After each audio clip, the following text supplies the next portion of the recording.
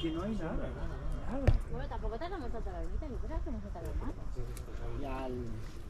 Y al fondo. Mira.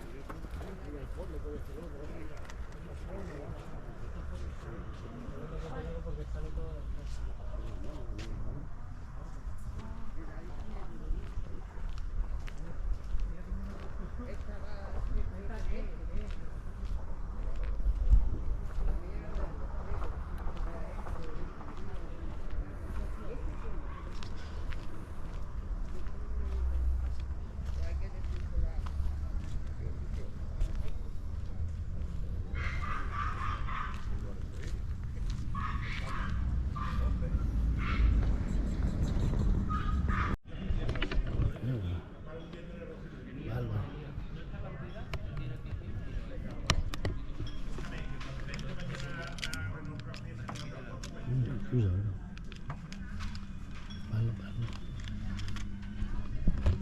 Wow.